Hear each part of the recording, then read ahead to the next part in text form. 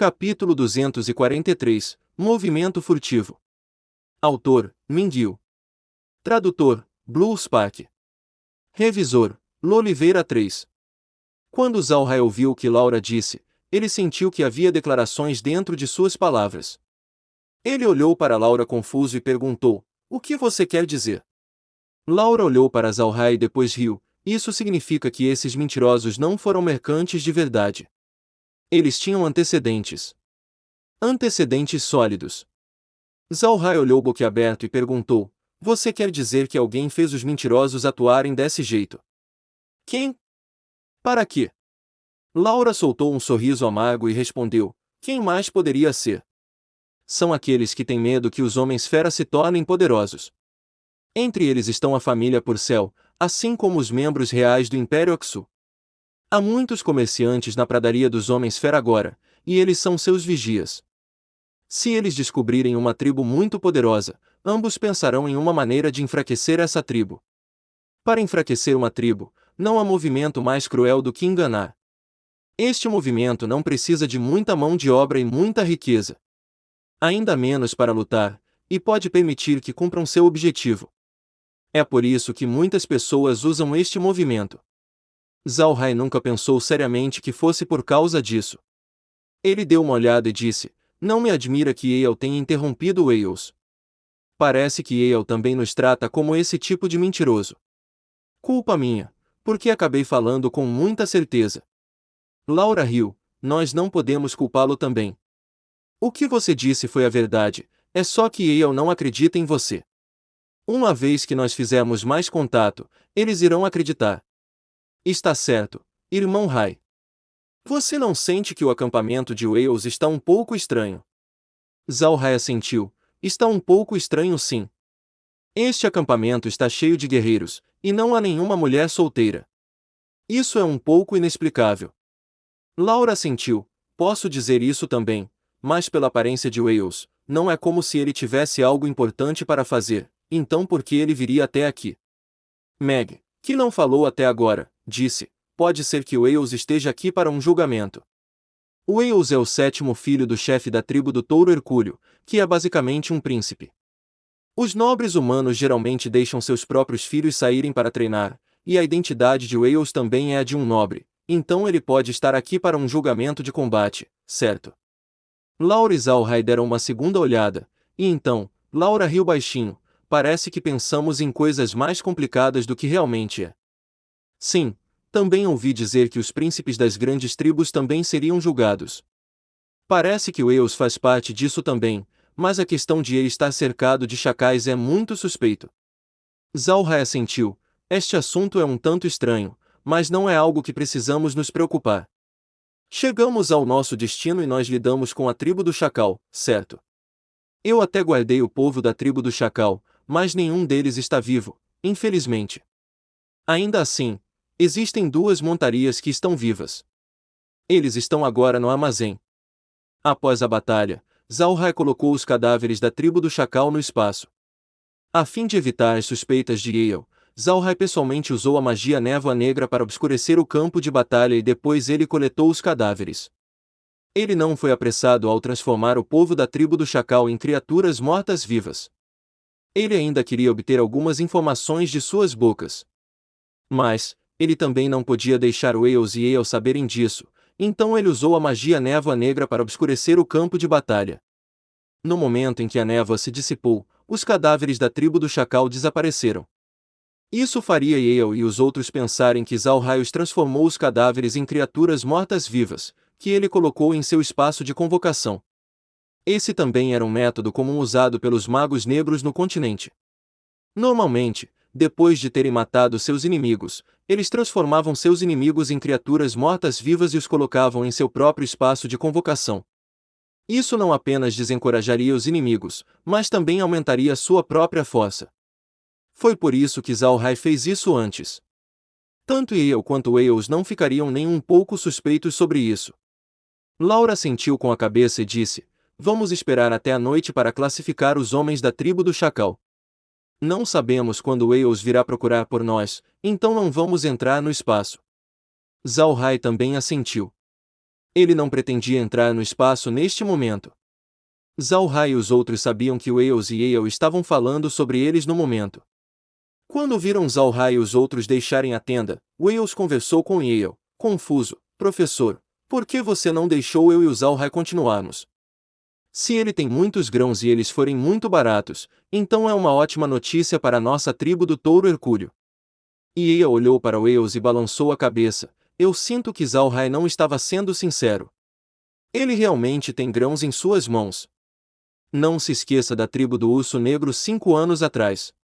A lição da tribo do Urso Negro há 5 anos que Yale queria dizer, foi um incidente de fraude, quando um mercante humano havia cooperado com a tribo do Urso Negro muitas vezes no passado, tinha prometido preparar os grãos destinados para durar o inverno. Pela tribo do Urso Negro trabalhar feliz com a outra parte, eles não esperaram que a outra parte os enganasse. Como resultado, os homens da tribo do Urso Negro nunca compraram de outros mercantes humanos para passar o inverno.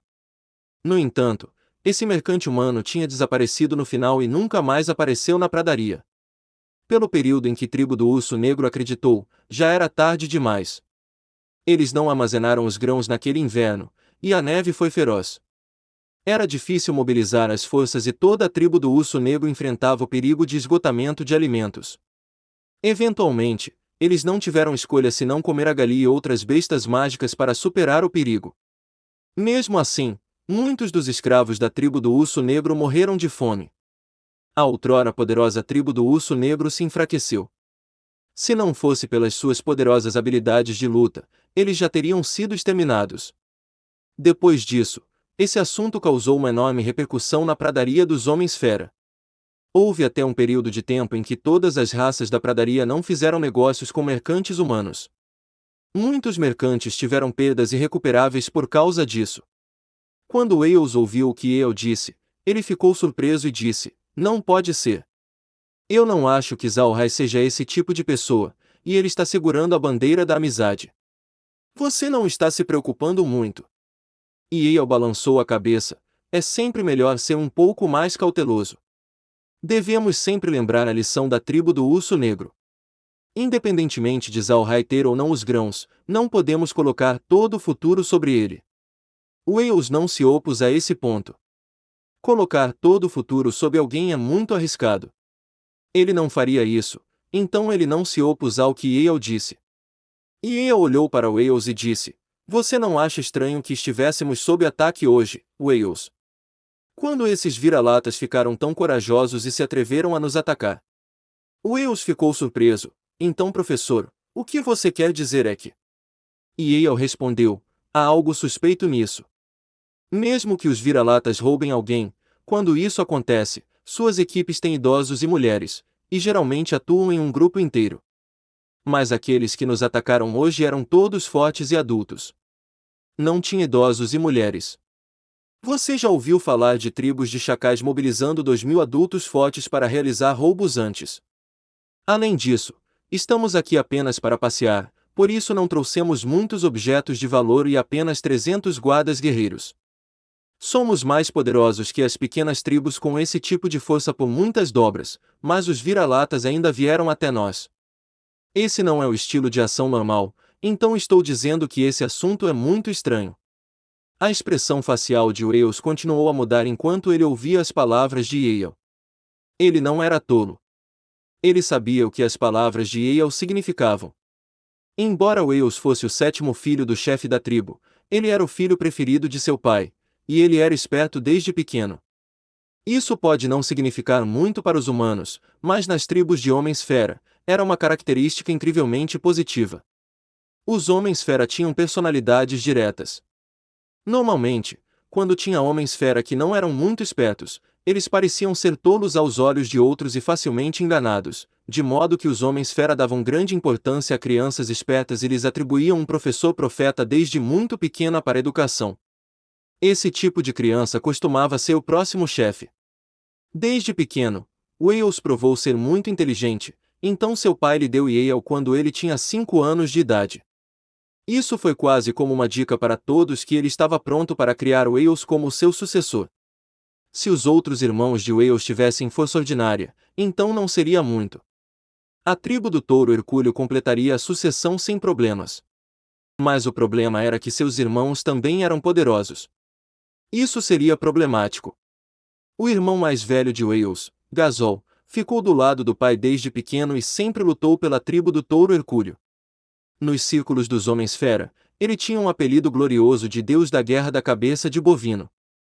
Sua força era o suficiente para combinar contra um especialista humano do 8º nível. Entre os homens-fera que admiravam a força, a fama de Gasol era bem grande. Seu prestígio era muito grande dentro da tribo do touro Hercúleo também. Mesmo que Gasol não fosse tão esperto quanto Wales, ele ajudava seu pai a administrar os assuntos da tribo todos esses anos, então seu desempenho poderia ser considerado louvável. Era por isso que muitas pessoas o apoiaram na tribo do touro Hercúleo e queriam que ele fosse o próximo chefe. O segundo irmão de Wales, Paul, não valia a pena a atenção. Como Paul sempre foi uma pessoa de temperamento muito curto, embora ele fosse poderoso e ansiava pela luta, ele obviamente não era material para ser chefe. Mas Paul tinha um relacionamento muito bom com Gasol, e ele sempre apoiou Gasol em se tornar um chefe. O terceiro e quarto irmãos de Wales foram mortos em ação durante a adolescência. Os que ainda lembravam de seus nomes eram poucos. O quinto irmão de Wales, Rallis, tinha um corpo doentio desde pequeno. Ele ficava doente por metade de todo o ano, então ele era uma existência esquecida na tribo, alguém que não representava nenhuma ameaça. O sexto irmão de Wales, Mendes, teve um relacionamento muito bom com Wales. Ele tomou muito cuidado com Wales desde pequeno, mas ele não era muito velho, então ele não podia ser de muita ajuda. Wales teve mais 2 irmãos mais novos, mas eles ainda eram muito novos. Eles nem sequer tinham o direito de se envolver em julgamentos, para não mencionar ajudar. Wales tinha outras 4 irmãs mais velhas, mas elas eram casadas com outras raças cabeça de bovino, a tribo do touro lutador. Wales teve um bom relacionamento com sua segunda e terceiras irmãs, enquanto a primeira e a quarta irmã tinham um bom relacionamento com Gasol. Para realmente considerar o assunto, Gasol tinha chances maiores do que Wales de se tornar o chefe da tribo do touro Hercúleo. E este é o fim do capítulo. Espero que tenham gostado. Não se esqueça de nos seguir no Castbox, Spotify, TikTok e YouTube. Se inscreva, comente e compartilhe. Isso é muito importante. Fiquem todos com Deus. E até o próximo capítulo.